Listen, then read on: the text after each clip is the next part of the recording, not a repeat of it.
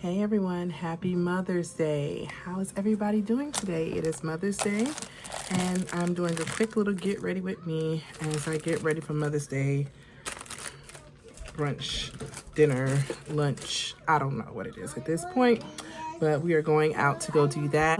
But anyways, I just want to say happy Mother's Day to everyone. And if you're paying attention to my background, then you're missing the whole point of this video. Focus on me because I'm in the middle of changing my sheets, okay? So my sheets are being washed right now. And so once those are done, then I'll put them on the bed. But in the meantime, we gotta go. So I don't have time to sit around and finish doing everything I needed to do. But happy Mother's Day. I just kind of want to spin this video just talking. So today I did miss church. I'm very sad about it, but I am going to stream it tonight. When I do my study time and everything, I'm gonna sit down and listen to the message because I know it was something I definitely probably needed to hear. Yeah, this morning did not pan out too well, so we did miss church today, which I'm kind of bummed out about, but it's okay, you know. Not every day is going to be perfect, okay? So, but anyways, so because we did miss service, I did try to do some other stuff around the house very quickly before it was time to get dressed. I woke up really late this morning. It's a long story. A lot was just happening. Me and Thaddeus didn't go to bed till like 3 o'clock in the morning, which was crazy late. Don't ask me why, okay? It just, like I said, a lot of stuff was happening and it was just pretty crazy. But we're here now. That's all that matters. And so, like I said, me and Thaddeus were up really late last night. And so now I ended up oversleeping, missing church. And I knew by the time I got us all together and ready to go, yeah, church would have been halfway over. So I was like, yeah, we're just going to call it and just spend the day the best way that we can. So my eye is feeling a lot better, thanks to the Lord. He heard my cry and he healed my eye. I'm not even gonna go there. He heard my cry, he healed my eye. Ain't that a word? Now that's a word for you. All right, there you go. That's the message of the day. Happy Mother's Day. Anyway, so yeah, no, y'all, I am trying to get ready because my son Carmine, he picked out a restaurant and he made reservations all on his own. I tell y'all, Carmine be showing out, y'all. I don't know what to say about him. He is always doing something so sweet. So he's constantly, you know, showing his gratitude and appreciation. So he booked, he did this last year. He picked a really good restaurant last year. So I'm excited to see what he's going to pick this year. I'll just be so proud of him. But one thing Carmine don't play about is that time, because if he had a car, it'll be all done. But because he do got to rely on us for the transportation. So I do try to be respectful of the fact that he did make those reservations. So I'm trying to get dressed as quickly as possible because we got to leave out here in 45 minutes. So I do have to do my makeup and I do need to iron me and Thaddeus and Larry's clothes and stuff like that and then get us ready. I don't know what I'm doing right now. I put way too much concealer and I hate that because I feel like I'm about to, it feels wasteful of product in my personal opinion, but we're here now. So I'm going to go ahead and blend that out the best way I can because like I said, I feel like I'm wasting products. I do need to clean my makeup brushes because they all are looking real janky right now, but I'll probably work on that next week. Yeah, I'm trying to figure out because like I said, yesterday didn't go as planned. A lot of stuff happened. So on that note, I didn't get a chance to clean or have my house Mother's Day ready like I typically prefer. Like I typically try to clean up my room and make sure everything is done because I like a clean house on Mother's Day. Well, I like a clean house every week, but it's like certain holidays I just really enforce it. Like no exceptions to the rules. But this year, like a lot of things just been going wrong. I don't know what to say, but I'm staying positive. I'm not letting it get to me. But in honor of Mother's Day, I thought it'd be nice to just share my birthing stories of 3 of my children because A, I only have time to probably share 3. B, Thaddeus birthing story is like an hour long, okay? And I do plan on doing a video about that. If you guys are interested, you can see a piece of my story through USF. They have me, so if you live out here in the Tampa Bay area and you go to the USF hospital, you will see me on video A lot of people like text me and stuff like, oh, I saw you in the hospital. I didn't know your story was that big. So yeah, you can find a piece of my birthing story at USF. I think it's still on the website too as well. I'm not for sure. You have to just check it out. But I have a more detailed one that I want to share with everyone. Okay, one second. Okay, y'all. So I do want to just share just a little bit of my birthing story. So I think I'm going to do yellow today because my dress is black and white, but my nails are yellow, my toes are yellow. I have no yellow purse, no yellow accessories, but we're just going to go with yellow, okay? Because I just feel like I want a little pop of color since I'm wearing black and white. Hold on, I'm so sorry. One more second. My birthing story. So we're going to start off with numero uno, Christopher. Oh, Christopher. Oh, Christopher. So Christopher, I had at the tender age of 20. I was 20 years old when I had Christopher. Obviously, he's my firstborn, so I didn't know anything about anything. I didn't know what to expect or nothing like that. So, anywho, my mom was scheduled to come down because I wanted her to be there when I gave birth to my son. I didn't want to give birth by myself. So she did come. She was supposed to have came down, but she was doing the family reunion. I did not tell people about my pregnancy with Christopher because I was very much so ashamed that I had a child out of wedlock. Well, got pregnant out of wedlock, I should say that. I ended up getting married while I was pregnant with Chris. But initially when I found out I was pregnant, I was not married. And I was ashamed of that because of, you know, me and who my mother was and everything. I just didn't want to bring shame upon her.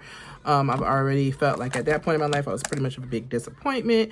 So to add that to it, I didn't want anybody to know. And then, and so anyways, long story short, me and Chris Dag ended up getting married. We were living in Oklahoma. My mom and I were still living here in Florida. So she was doing a family reunion, but she was scheduled to come in the day, the 30th. That was her flight schedule date, was the 30th of July. And on the 29th, I went into labor. I didn't know what it was. So anyways, long story short, me and Christopher's dad was sitting there. We didn't have the slightest clue. Like I said, it's my first child, so I didn't know I was just having these bad back cramps. Me and him had just gotten into this really nasty argument. And so I was in the mood, and I was like, oh, my back is hurting. And he was like, I don't care, girl. And I was so upset. I was just whining and crying about it. But anyways, neither here nor there. I called my mom, and she was like, I think that you're going into labor. And I was like, no way. And then a friend of ours at the time, Marissa, she had brought some baby diapers to us. She bought us some baby diapers, and she was like, I think you going into labor today. And I was like, yeah, no, because I'm expecting like the water to break and like these excruciating contractions. Like I said, I didn't know. I just had this really bad back pain. Anyway, so after a while of sitting, I noticed that these contractions were coming. That's when after calling the doctor, then they let me know that I was probably having contractions, and they were coming at that point. Okay, so anyways, long story short, sorry, I had to keep taking breaks because even though I'm trying to just get ready with me, my kids are just not understanding, and they just keep nagging me and bothering me every 2 seconds about something. So anyways, neither here nor there. We were, so like I said, I was told there were contractions. I forgot where I left off at. So anyways, they were getting like 5 minutes apart. They were pretty bad, like intense. I was so uncomfortable. I was so miserable. So we decided to go into the hospital. And like I said, I was really nervous and yet excited at the same time. So then we go into the hospital. They check us in. And then they were saying that at that time I was like 4 centimeters dilated. And so they were like, okay, well, you know, we'll monitor you, but if it looks like you're not making much progress, we'll just send you back home. And I was just like, no, absolutely not. I'm not going back home. I'd rather just stay here and just ride it out. And so I told them I didn't want to go back home if I wasn't making progress. So anyways, we're sitting there having contractions every 5 minutes, the most excruciating pain. I did 100% all natural labor and delivery. So just throw that out there really quick. So I'm in a lot of pain. I'm not saying a word. And it was so funny because the joke at that time was like, my ex-husband was like, she needs to give birth all the time because this is the most quietest I've ever seen her. You know, Tiffany's always running her mouth talking. So this is the quietest I've ever seen her. So in his mind, I needed to be in the labor delivery all the time. Get the joke? So anyways, now, and so now, we're sitting there, and like I said, I'm having them every 5 minutes, no progress whatsoever, barely dilating. And I just remember laying there and I was just like, Lord, please do not, and I prayed this prayer. And I still say this is the reason why I wasn't dilating, because I legit prayed. I was like, Lord, please do not let me give birth until my mom gets here. Do not let this baby come until my mom walks through this door. And I genuinely believe God honored my prayers, because the next day, I'm still having contractions. My mom's flight ends up coming in at about 2 o'clock. And then as soon as she arrives, they told me to walk around the hallway, and they put me in like this pool tub that's in the hospital. It's like a hot tub type situation, or whirlpool or something like that. So I got into that to kind of help out with the contractions. Like I said, this is not feeling good, because mind you, I ended up being in labor with Chris for 27 hours. 27 hours. This was a long time. So anyway, so I'm in like, just really uncomfortable and stuff. My mom ends up coming to the hospital. Shouts out to Chris's godfather. May he rest in peace. He ends up picking my mom up from the airport for us, and he brings her to the hospital. And of course, my mom comes in and she's like trying to crack jokes, trying to do stuff to take my mind off of the pain. And I was just not here for it. I remember just sitting there looking at her like, girl, don't you see the agony and the distress that I'm in? And you trying to kiki and hee, and I just don't want to do it. And so now hindsight, we laughed about it, of course, afterwards, because she was like, I was trying to take your mind off the pain. I was like, it wasn't nothing you could do to take my mind off of that pain. But like I said, I was just quiet the whole entire time. I didn't say anything. But it seemed like as soon as she got there, boom, all of a sudden, it was like, boom, I started dilating. Contractions are coming stronger. And so about 6 o'clock, they were like, okay, his head is down. It's time to push. So anyways, I ended up pushing Chris. He fell I missed that important part of the story. So rewind back. So I want to say when my mom first got there, when she very first got there, because like I said, I didn't start moving, dilating or anything for a little bit after she got there. So I want to say she was there for probably like an hour before I started dilating. So what happened, I had been awake for over 24 hours. And now we know, hindsight, I don't know, y'all, if this is a lawsuit or what, if I should say anything, but I'm going to tell y'all what they did to me. So they did give me an Ambien, because they said I needed to sleep. So they said if I sleep, then maybe my body would relax and I'll be able to push the baby out better. I kid you guys not, no joke. They gave me Ambien. So when they gave me the Ambien, of course, what does it do? It makes you sleepy. So I started falling asleep. And then as I was dozing off into my sleep, then that's when the contractions and everything were picking up and all of that stuff. And then that's when it was like, okay, it's time to push. So I was wide awake. I was like, okay, let's go. But the problem was, because they gave me Ambien, Chris fell asleep in the canal. So he just fell asleep. I don't know if it was the Ambien. I don't know. He fell asleep like he wasn't going nowhere. So I had to basically push him out by myself, because Chris was not helping me, because he was not clean out or whatever happened. And like I said, I don't know if that's legal, because somebody told me later on that they weren't supposed to give you Ambien during delivery. I don't know, y'all. I was young. I was 20. I ain't no doctor. I ain't know nothing about anything. So, I don't want to say the hospital's name, because I don't want nobody to get in trouble, because I'm here to tell the story, and I don't feel I received any negligence whatsoever. But I was told later on that that should not have ever happened. But anyways, so like I said, Chris came out. I ended up getting like 2 stitches. I remember when he came out, I put my hand in there like, you want to touch his hair?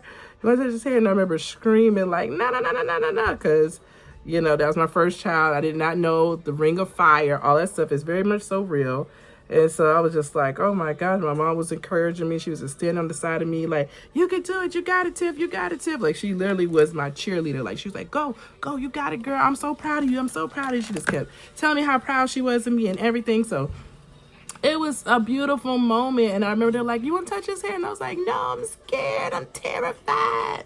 And I was shaking so bad. I was like, oh my gosh, oh my gosh, oh my gosh. And I just kept saying, oh my gosh, over and over and over. And then after, felt like 20 pushes, but I pushed from 6 to 6:30. So I know it took me almost like 30 minutes to get him out. And so once he came out, yeah, that was my healthy little boy, 6 pounds and 14 ounces. And I'm going to say the weight because you're going to notice a trend here in a second. 6 pounds, 14 ounces. Christopher comes out crying, healthy, beautiful little boy. My heart is full. I immediately cry, go into prayer, give him to God instantly. As soon as he touches my chest, I remember just going into prayer and just saying, Lord, I give this child to you. He is yours, and I just rejoiced and celebrated his delivery. And the rest is history.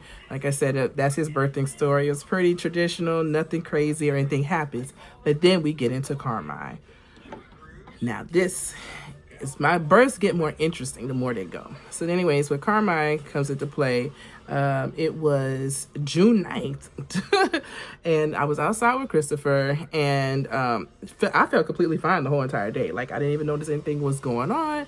I was just like, okay. And then I came like probably about 4 or 5 o'clock. My mom was visiting because she was there for the baby delivery, because of course my mother had to be there with me when I gave birth to my children, because I was not gonna have no child without her if I had anything to do with it. So then she was there, and so she had cooked some spaghetti and stuff for dinner. I was outside actually playing with little Chris. When I came back in, I started feeling a little, just feeling like, I feel weird, like something's not, something's off. So by the time I sat down and ate the spaghetti, it's like, boom, I kid y'all not, Carmine's delivery came in like a whirlwind. Like I told you with Chris, it was kind of like a build-up. I kind of was like, oh, these are contractions. Okay, what is this? I kid you not, I sat at the table, took a couple bites of spaghetti, and all of a sudden my body was like contracting. I'm just kidding. If you watch The Office, you know what that reference is. She's contracting. And so I was like having these intense, crazy contractions. It was the most excruciating contractions. I was just like, oh my gosh. I couldn't even walk. I couldn't stand up. And I think that was a difference. Like when I was giving birth to Chris, like I said, it was kind of like a buildup. So in order to do natural labor, in my personal opinion, you have to have the mindset for it. Honestly, it's not going to change the pain, but it helps coast the pain, I guess, helps get through the pain of labor and delivery. So I think with Chris, when I had Chris, it was a buildup. So it's like, okay, it's coming. You could feel it. With Carmine, I didn't get a chance to mentally set my mind for it. So Carmine came, and I was just like, oh my gosh, these contractions were like boom, boom, boom. I could barely stand up. I didn't have no hospital bed pat, because that's another thing. We didn't have a true due date for Carmine, which is weird. And then I was only 2 centimeters when I went to my doctor's visit. So they didn't really predict him coming like no time soon. So this was like a surprise to all of us. It was like, what the heck? So he came full for force and mighty. So I remember just sitting in the shower, and then, like I said, I could barely move, but I was trying to like wait some of the delivery out at home. So I was like, well, let's try to get through some of these contractions at home before we go to the hospital. And mind you, I'm still trying to somewhat pack together a hospital bag, because I was not prepared, because I didn't think he was coming that soon. So as we're trying to hurry and get everything together, get these hospital bags and everything, like all that stuff packed up, I remember I just couldn't take it anymore. I ended up sitting on the toilet, and I felt so much pressure, and I started pushing down, and my mom was like, don't you push, you're not gonna have that baby here in this house. Come on, Tiffany, get up. She was just screaming at me, get up, we gotta get to the hospital. And like I said, because I didn't have the time to mentally prepare, I had a little bit of an attitude when I gave birth to Carmine. So then we ended up dropping Chris off to the babysitter, and me, my mom, and my ex-husband, we all went to the hospital to so I can give birth to Carmine. And I remember that car ride, I was just so angry, because every bump in that road, I was ready to lose it. I was about to lose my mind. And so we get to the hospital, and I'm telling them like, hey, look, this is not working out. These contractions are coming so fast, I can't even think straight.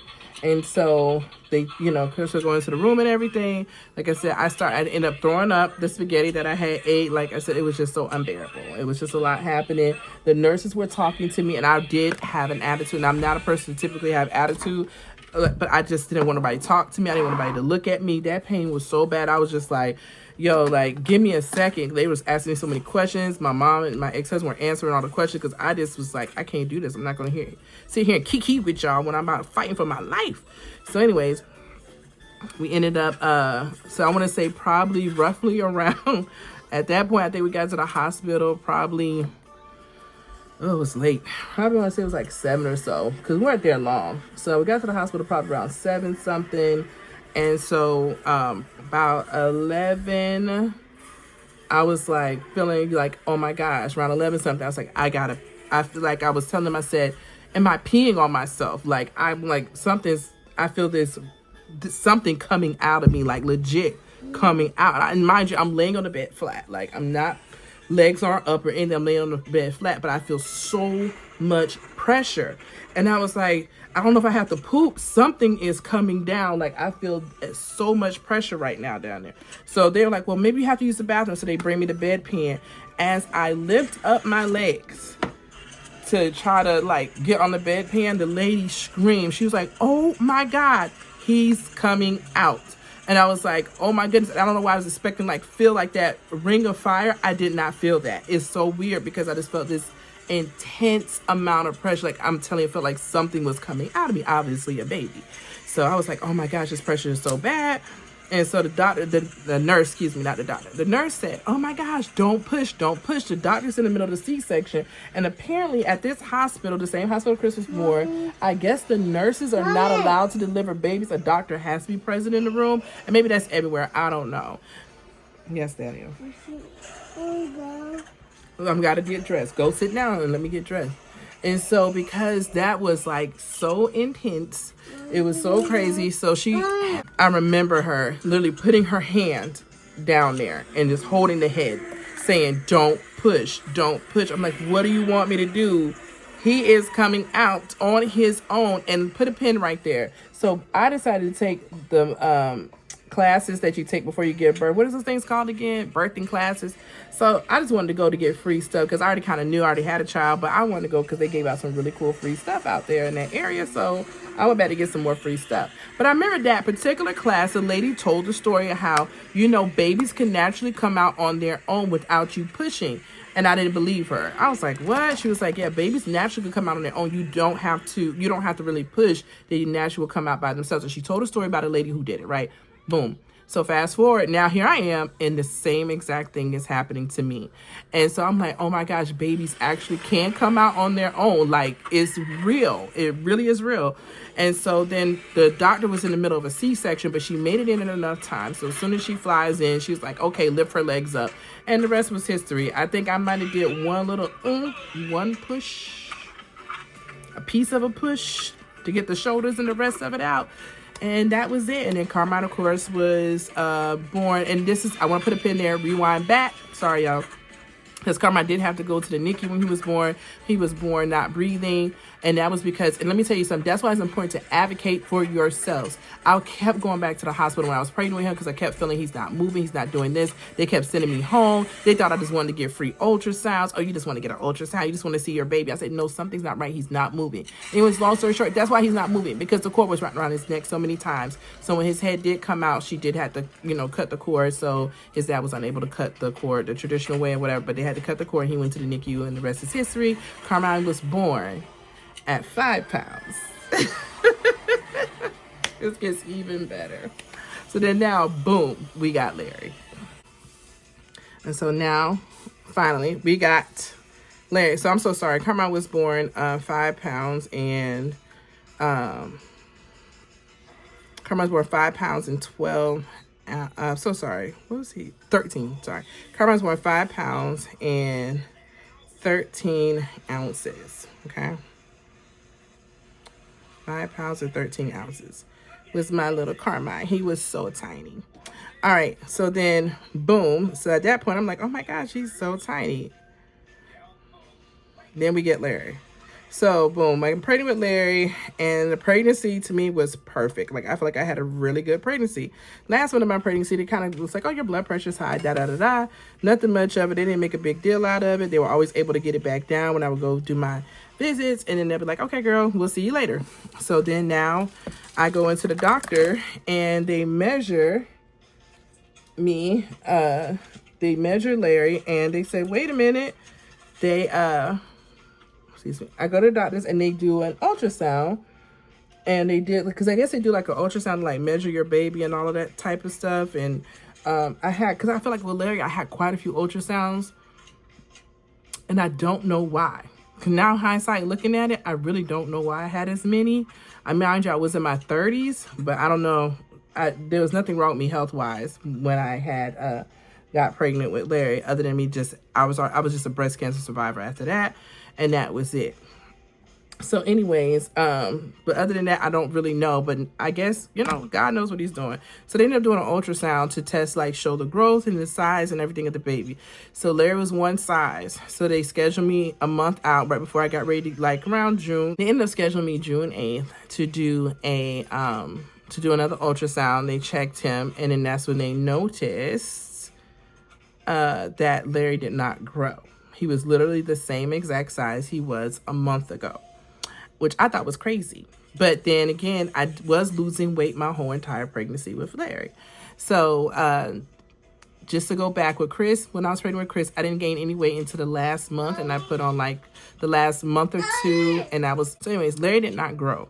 So we were kind of concerned, so we didn't know why. So then they did a more in-depth ultrasound on me, and when they did the in-depth ultrasound, that's when they were able to find that the cord that was supposed to go to Larry's stomach to make him grow was restricted due to my high blood pressure. So anyways, so because of that, Larry was, so we had to go in, they said I had to go into labor and delivery immediately. So they rushed me over. They told me to go to the hospital, Brandon Regional, okay? Because apparently at that time, they were the only ones out here who had a NICU that was underneath, I guess, the doctors of the OBGYN clinic I was with. And I would never recommend anybody to have a baby at that hospital. And I will speak up on that hospital's name, okay? So anyways, it ended up going to, I stopped and went to Zaxby's and got me something to eat because I didn't know what was going on. And I guess I didn't take it serious. I'm just going to tell the truth. Like, I was like, oh my gosh, this is crazy. I'm having a baby today.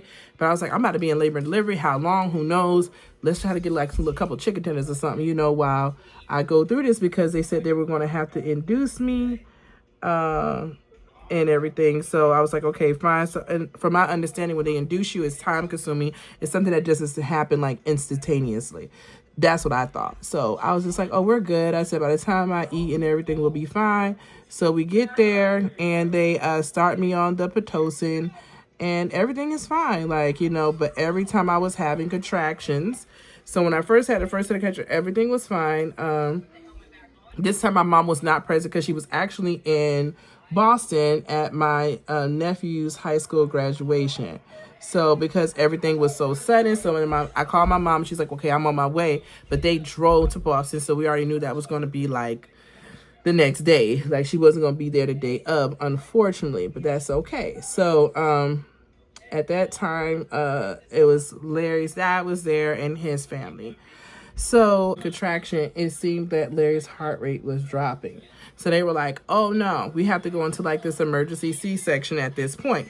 So then they take me to the back to do the emergency C-section. Well, the people there at Brandon Regional could not get the epidural in my back to do the C-section. So they stabbed me in my back several times. I had black and blue all on my back when everything was done. I had so many bruises on my back. It was insane. So the doctor came in and she's like, what do you guys mean? Y'all can't start the thing. And she was like, we got to get this baby out of her now. The baby's under distress. We got to take this baby ASAP.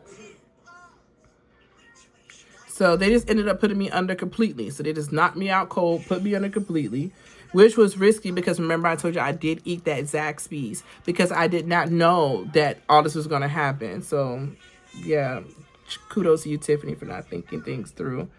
But by the grace of God, he kept me anyways, okay? So they were a little nervous about putting me under because I did just ate not too long ago before I got there, but they went on and did it anyways because they had no other choice at this point. Like, you gotta get this baby out of me. So Larry was born. So like I said, they ended up putting me under completely. So I didn't feel anything. I didn't hear any first cries. I didn't see anything. I missed out on all of that because they had me completely under. So that was kind of sad, for me because of course I want to hear my baby's first cry because I think even in the C-section you get to hear their first cry. But when I came to, I was in the recovery room when you come out of like surgery or whatever. So they had me waiting in there, so I couldn't see him right away. And then of course they took me to the room and I was able to see him. And Larry was born at 4 pounds and 14 ounces. You see the trend here? 5, 6, 4. And we're going to stop right here at Larry's birth because, like I said, Thaddeus is a star of his own, okay? Because that's a whole hour-long video by itself, is the birth of Thaddeus. But And I am going to share that very soon, because it's a huge testimony. But I will say, after giving birth to Larry, I did end up going into congestive heart failure, and I've been there ever since. So after giving birth to Larry, I did have congestive heart failure. After giving birth to him, my heart was functioning at 20%. They did not catch that when I was at Brandon Regional. That's why I said don't go there, because they didn't even catch the fact that I had high blood pressure issues. Like the whole time I was in the hospital for the 2-3 days after giving birth, like my pressure was always sky high to the roof. They never gave me any medication. They never checked into why my pressure was so high. My heart was racing, like palpitating so bad I could barely breathe, and they did not look into any of that. I didn't think much of it myself. I just thought it was because I was just tired from giving birth, so I didn't understand and know what was going on myself. So anyway, shortly after giving birth to Larry, I ended up going to the emergency room because I could not breathe at all. Like I was laying down and I thought I had pneumonia. So my mom came to watch Larry for me so I can go to the emergency room, and that's when they told me that, oh no ma'am, you have postpartum cardiomyopathy. At the time they thought it was related to postpartum. Later on we found out that it was actually related to chemotherapy and radiation that actually damaged my heart, but because I wasn't under any great distress, it didn't cause it to, I guess, what's the word I'm looking for, it didn't trigger it to kind of flare up. So even though I was had these issues prior to getting pregnant, me being pregnant, what's the word I'm looking for? Magnified it. What's the word I'm thinking of? What's it called? I forgot. Me being pregnant brought it to the forefront. I can't think of the word. I'm trying to think. Exacerbated. Whatever. You know what I'm talking about. Exacerbated it. Whatever. So anyways, so that's what made it worse. Basically, long story short.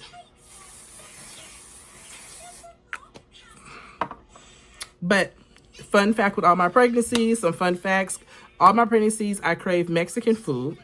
Particular cravings with Chris was jalapenos on a Whopper. That was my biggest craving with Chris, and Mexican pizza.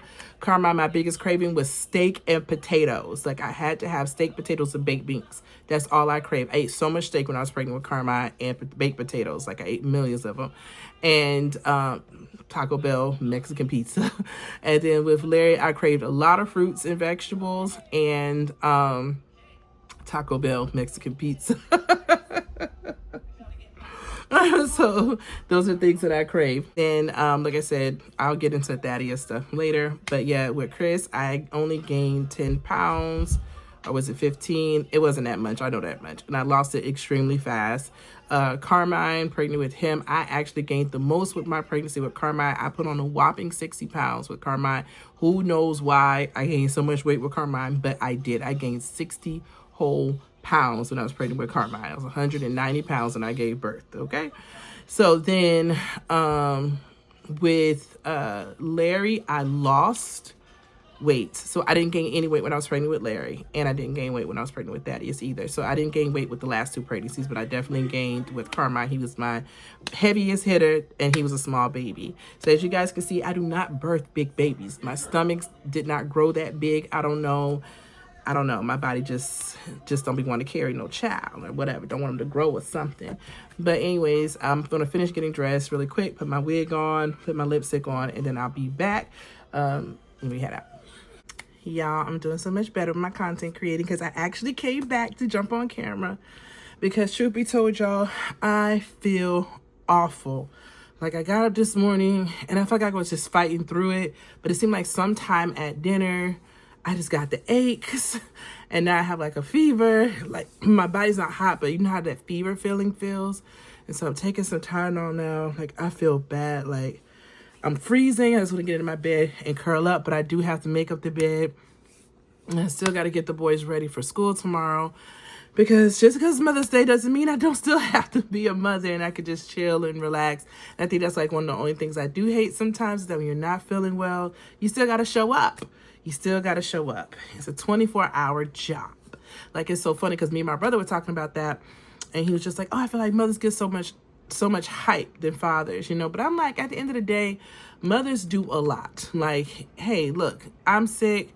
I still have to take care of everybody. I still have to get everybody ready for school. Nobody cares that I don't feel good. I still got to show up for work tomorrow. They definitely don't care if I don't feel good. You know what I'm saying? So it's like, nobody cares. So you just got to keep trucking through life and pray for strength from the Almighty. So I thought I was feeling a little better because yesterday I was really feeling bad, but then I thought I was feeling a little better today. I was hyped up. I was energized. And then like now I kind of crashed again. So yeah, I'm about to get ready to, unfortunately, I don't have no makeup wipe removers. I don't have no makeup oil remover. I don't have anything. So I am going to have to run out to Walgreens really quick just to get something to take this makeup off my face. But I'm going to put the kids to bed first and let my oldest, you know, my older boys watch them and stuff. But I wanted to put them to sleep first before I run out. But I just wanted to say that today was a beautiful day. My son Carmine, he picked a restaurant for us. Went to the same restaurant we went to last year, Bella's, and the food there is so good. I think that's one of my favorite Italian restaurants. I can say that with a lot of confidence now because, you know, I have a couple of favorites, but I think they kind of hold it down for, you know, really good Italian food. So it's Bella's something. I can't remember the exact name. I'll try to plug it in here some kind of way. The food was really good. I had this lobster au gratin, and that was really good. And I think my aunt had the veal, and the boys had pizza, and Carmine had like the chicken lasagna. So they all loved it. It was so cute because Daddy's asked for mac and cheese. They didn't have it, so he ended up getting Alfredo, penne Alfredo. So he thought it was mac and cheese. So when the food came, he was like, yes. It was the cutest thing. We laughed so hard. So yeah, it was a great time, great laughs and conversations and stuff, just to hear like what the boys thought about me, and they shared their favorite memories with me. And I am going to insert a clip of what Larry said about me at his school. I thought that was really sweet. So, you know, like I said, it's important to just value your mothers because, as you know, my mother has passed on. So just going down memories, just thinking about her. And I'm proud of myself because this year for her birthday and Mother's Day, I handled it pretty good. Like, even though I may have shedded a tear, but I ultimately handled it very well. I lost my car. Your car was downstairs in the black purse, remember, with your stuff. It's not in the purse. It's not in the black purse? It's under there. It went under the couch? It was in the black purse downstairs. I told you, come downstairs. Okay, I'm coming. Give me a second, okay? Tell Larry to look in the black purse. Say, Larry, Mommy say look in the black purse for my car. Everybody finna walk back down the steps and get no car. I just told you I wasn't feeling good. I told you, better get your brother to help you. I still got a couple of hours on the clock. I'm just kidding. But a day of doing nothing when I've been doing stuff all day. But, you know, like I said, with my mom, like I did shed my tears and I did cry, but it wasn't nowhere near as bad as it typically is because normally I go into such a great depression and I shut down. And then I'm not going to lie to y'all, I would be so envious. Like when I would see other people taking their moms out and doing stuff, like you would think I would be like, oh, I'm excited. It's like, even though I would be happy for them, but I was angry because I didn't have my mom. And that's how I was for a long time. But since I've been working on myself and been on my Christian journey that I've been sharing with you guys, I want to continue to be open and transparent because I feel like that's the only way I can be. I don't know how to, if I'm going to share something, it has to be the raw truth. I can't share something and it's not real, you know? So, I was, you know, hating a little bit, but, you know, now I'm getting to the place where I'm actually okay, you know, with seeing other people's mothers being celebrated and not feeling like sad, you know, or feeling as bad because, you know, it does suck, you know, because I miss her so much. I had so many great memories with her and, you know, she was my everything. So I'm definitely glad that my boys showed up and still loved on me today. I got my favorite candy, and Carmine got me an amazing card, and Larry made me a coffee, what's the things called? Larry got me one of those things where, what are they called? It's a cup, not a cup holder, is it? What is it when you put your cup on? Oh gosh. What are they called? Coasters. Oh, gosh. Larry made me a coaster. It is so funny because he drew a picture of me and him on there, and I'm going to insert that too as well. And he drew a picture of me and him on there and me holding a coffee mug. So I thought that was so cute. I was like, oh my gosh, my kids know that I'm completely addicted to coffee. So I definitely enjoyed that. So today was just a beautiful day. Like I said, I got to spend it with my aunt, who is, like a second mother to me. So that was always a blessing, just to be able to share time with her. And like I said, and my boys and everything. And, it was nice. I'm not going to keep rambling because, like I said, I'm not feeling my best.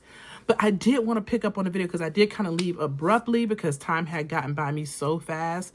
But I did want to just run by a few little things. I think I was sharing like some of the things and the weight gains and all of that stuff. But like I said, my birthing stories are pretty much interesting. I definitely am grateful when I look at my boys. I said, I went through a lot. I feel like each pregnancy brought something that I can't seem to get rid of. But, not the kids, but like health issues and problems. But ultimately, I just look at everyone as a blessing on how God kept me through each and every one of those deliveries. And like I said, I can't wait to share with y'all Thaddeus, because I think that was the one that I still get very emotional about. That one, I don't talk about it often with many people because that was a lot. So stay tuned because I will be sharing that video probably sooner than later. But yeah, y'all, it was nice this weekend. Like I said, I did one faucet. I still got a lot more to go, but I'm proud of the one I did do. So now that I know I could do that one, I know I could do the other ones in the house with ease. That was very empowering for me. So like I said, this weekend was still nice in spite of, everything that was going on with my me not feeling the best. It's still, everything went great. So I'm not going to complain. Like I said, I'm changing my perspective and how I view things, and I'm liking it here. I don't know why I feel led to say this. I'm going to say this really quick and I promise I'm going to go. But, it feels good to not feel like I have to have a sad story every time I talk to somebody. And by that, I mean, before I'll be that person that you call and I'm just like, how you doing? Oh, just hang. It was like, and even though I still say it now, but I'm like, just hang it in there. I say it with a little bit more enthusiasm, so I could see the small growth, oh, I'm doing good. All right, I'm fine, and I do believe in, like, if somebody asks you how you doing, really tell them how you doing now, because you never know. Somebody might go look, pray over you or something. But I do feel better now, not feeling like the person that just always has an issue. And even though when I tell y'all this week whipped my behind, all the stuff that happened to me this week was insane. And the old me, I would have folded. I would have been like, yeah, I'm done. I'm over it. But the new me's like, no, we're going to take a new approach to this. Okay, this happened. All right, let's keep trucking. We're not going to get upset. We're not going to turn to bad behaviors. We're going to stay focused, and we're just going to keep going forward. There's nothing you can do to change it, and I'm liking it here right now. And it took me so long to get here, and I don't want to lose this. And I know I'm going to have good days and bad days, but right now, where I'm at, I'm loving it. And it feels really good to be slowly coming out of the depression and the anxiety. And even though I still may have little moments here and there, but I'm pushing through them so much better than I ever was before. So I don't know, y'all, maybe me doing these videos are therapeutic for me.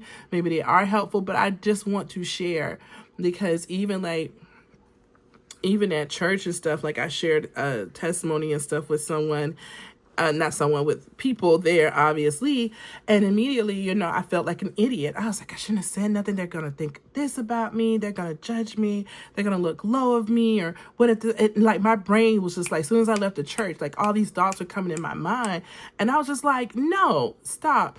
That's your story. This is what happened to you. Help somebody else, because just because people don't always speak up on their issues, if you hear something, or they might meet somebody like, hey, no, I know this girl went to my church. She gave this testimony. She said this, that, and the third, or she shared this with us, and I know this is how she handled it. Maybe you can handle it differently. And I feel like that's my ultimate goal in life. I want people to learn. I don't want people to look at me and just be like, oh, she's, a hot mess, or she's a failure, or whatever, or, and I feel like that's what the enemy wants to do, is just silence me. But I think me saying it out loud gave me a sense of power of just being like, I'm going to say this, and I'm going to walk in it, and I'm going to own it. I'm tired of hiding. I'm tired of being this closeted Christian. I want to be vocal about serving God. I want to be vocal about my journey. I'm tired of being in the closet. Like, it's time for me to just talk about it. I'm not perfect. I'm going to make 50,000 mistakes. And I don't know why I'm going through all of this, but I just wanted to share this. And I'm not perfect. I try, I do my best, and I just want to be able to encourage somebody else along the way. That's it. But anyways, y'all, I really appreciate you. If you stayed this long to hear me rant and rave and ramble and watch me do my sync and watch me sit here and do my makeup and stuff and looked at the clips of my kids, I want to say thank you guys so much. I'm beyond grateful for the ones who do watch me. And I'm going to be consistent. So, because I'm liking it here right now. So this is where I feel like staying. But again, I'm about to get ready to go lay down because I am burning up. I think my fever's starting to break because I feel like a little sweat coming on. But I thank you guys for watching. I hope that all the mothers out there enjoyed your Mother's Day. Remember, being a mother is not perfect. It's a lot of hard work. Do the best you can, and that's it. You're not going to make everybody happy. The kids, your family, your friends. People are going to judge. People are going to criticize. They're going to tell you should have did it this way or did it that way. But at the end of the day, be you. Trust God. Let him guide you. Let him lead you. And everything else will fall into place. You give your kids the best you got. Like I said, you could be the most perfect parent and they will still find something wrong. So on that note, enjoy your Mother's Day. And I hope you guys have a wonderful and blessed evening. Talk to you guys later.